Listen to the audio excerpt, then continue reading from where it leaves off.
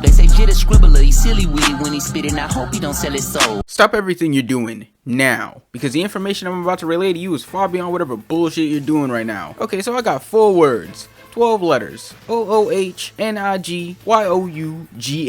You know what that spells? Oh nigga, you gay!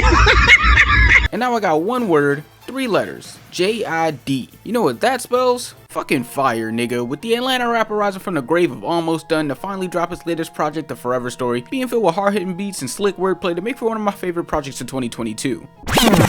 Alright, so for the 4 years we had to wait since his previous project DiCaprio 2 and the concept Blue Ballin to finally get this project, I could say without a doubt that this was worth it. Is it perfect? No, because nothing's perfect. But at the same time, it had some pretty solid bangers on this project that I did enjoy alongside some peak JID rap, and that was really the highlight for this project, honestly outdoing or matching up perfectly with any other rap feature shown. Sure, he has usual braggadocious bars about himself on a good bit of these tracks such as Radar and Surround Sound, but at the same time he does get a bit deeper with his lyricism, diving into his past and the opportunities that's been opened up to him, and then doing some reflection as well to help show the kind of person he's became today, such as on the tracks Sister Nim and Cody Blue 31. And I feel like JID's versatility also has to be acknowledged, being able to really stand out no matter the instrumental, even with the beat switch on the track Radar, going from this more fast-paced heavy bass beat to this more slowed down yet still as hard-hitting beat that he completely floats over. You know, just going through this project, this feels a lot more well worked and thought out in comparison to a lot of other hip-hop albums I've heard this year, not really having as much filler with each track carrying its own flavor and sense of style that I did enjoy, although this project doesn't really have the best track assortment, with these songs not really going into each other as easily outside of the intro. But as for the production, we definitely get some heavy hitters aside from JID himself on the beats, with James Blake and Thundercat on the track Louder 2, Bad Bad Not Good on the track Stars, and some K-Tronada production as well on the track Can't Punk Me, with them all being some of my favorite tracks from this album, with Louder 2 having his peak James Blake production with his sinister, fast-paced energy and heavy bass alongside little hints of bass guitar in the background from Thundercat to perfectly complement JID and accompanying feature Raven Lene, and then with the track Stars having this very relaxed yet hard-hitting beat with the flute and vocals in the background to work with JID's fast-paced and high-pitched rapping that definitely looks to be a hidden gem from this project, and then with the beat switch from Yassine Bey to jump into giving some smooth bars on this boom bap beat to finish it off is just a chef's kiss. But talking about features, we also have to acknowledge Lil Wayne, aka one of the greatest rappers alive, on the track Just in Time, giving us this choppy layered rapping style for a collaboration that I didn't expect, yet I am all for from JID and Wayne, although this beat isn't really one of my favorites to be honest. There's also the Atlanta duo Earth Gang on the track Can't Punk Me, matching up perfectly with JID to make it seem like the duo has now become a trio, with not one lacking verse alongside this high energy chorus that made this one of my favorite tracks from this project. Then there was also Lil Durk on the track Bruh Nim with an okay verse, but not really one of my favorites, but it's good to see him slide on something different every now and then. But when looking at it as a whole, JID completely outdid Durk on this track, if we're being honest. But let's not forget the hidden James Blake feature on the track Sister Nim being used as part of the chorus with these echoing vocals that I loved, although it wasn't much, but it was still enjoyable nonetheless. I'd also like to acknowledge Raven Lene on the track Louder 2, with her doing the vocals on the chorus being a nice intermission between that real nasty production we get from James Blake, seeming like a form of clarity until we jump right back into that heavy feeling we get from JID with his bars and the production team. Overall, this really is a pretty good album. When looking at a lot of projects this year, I feel like they were filled with a lot of filler or nothing that really had a long lasting impression for me personally. But I feel like JID really did step it up after these 4 years he's been in album mode. So to put this on a scale and giving us a high 8 out of 10, definitely being one of the top projects of the year for me. But how do you guys feel about JID's return? What would you rate it?